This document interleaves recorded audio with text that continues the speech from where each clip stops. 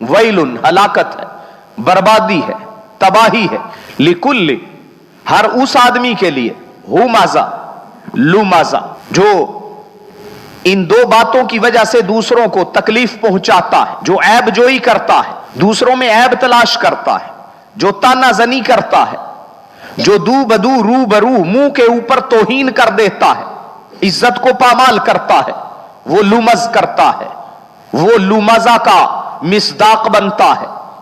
जो पीठ पीछे बुराई करता है वो हुमजा का कि जुर्म का इर्तिकाब करता है, हुमज का इर्तिकाब वो करता है। इन दो जराइम से पहले अल्लाह ने सजा बयान की, वैलुन हलाकत है, तबाही है, बर्बादी है, ये इसका तर्जुमा है। और वैल जहन्नम की एक वादी भी है, एक घाटी भी है, ऐसी वादी, ऐसी घाटी जहां जहन्नम की आग ऐसी भड़क रही है, उस आग के अलाव इतने दहकते हुए हैं कि जहन्नम के दीगर हिस्से, जहन्नम की आग भी उससे पनाह मांगती है, 400 मरतबा पनाह मांगती है, ऐसी वो वादी है। इस वादी के बारे में एक और वजाहत भी है अहादीस में।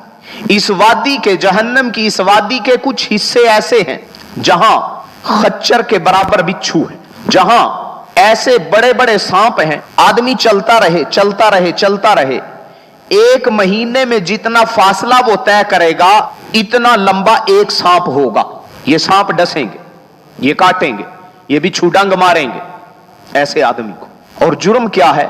हुमजा लुमजा, ऐबजोई करता है, पीठ पीछे डिग्रेड करता है, इज्जत पामाल करता है, गीबत करता है, लुमजा तानाजनी करता है, सामने आ जाए तो तौहीन करता है, सामने आ जाए मजमे में बेइज्जत कर देता है। इन जराइम को तो हम जराइम समझते ही नहीं है, इनको तो हम हक समझते हैं और धड़ल्ले से कहते हैं ये तो हक है जी, ये तो सच है, अगर ऐसा नहीं है तो बताएं ऐसा है कि नहीं है। दूसरे भी हाँ में हाँ मिलाते हैं, हाँ है तो ऐसा ही।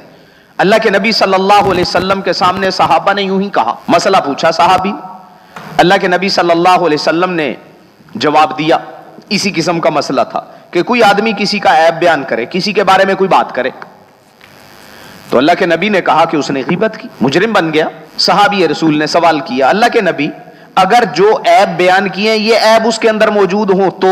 अल्लाह के नबी ने कहा, भाई मियां तभी तो गीबत है, अगर वो ऐब उसमें मौजूद नहीं है फिर भी तुम कहते हो कि ये ऐब उसमें है, फकद बहत्ता हूं, फिर तो तुमने बोहतान बांध दिया उसके ऊपर। ये गीबत से भी बड़ा मामला है। और हम आजकल यही करते हैं, कहीं से बात जरा सा कान में पड़ गई उसके साथ मिर्च मसाला लगा के बयान करते हैं। कहीं किसी सफेद पोश आदमी को या जिसकी अच्छी शोहरत है और खुसूसन जिसका मजहब के साथ कोई थोड़ा सा लगाव है, मजहबी आदमी समझा जाता है, उसको किसी ऐसे रास्ते से गुजरते देख लिया जो रास्ता वहीं से गुजर के पार्क में भी जाते हैं, वहीं से सैनमे में भी जाते हैं, फौरन कहेंगे मैंने खुद सैनमे की तरफ जाते हुए देखा है, मैंने अपनी आंखों से देखा है सैनमे जाते हुए, हालांकि वो रास्ता और तरफ भी जाता है। तो अल्लाह रब्बुल इज्जत ने तहफ्फुज किया है हुकूक का, इनफिरादी हुकूक का।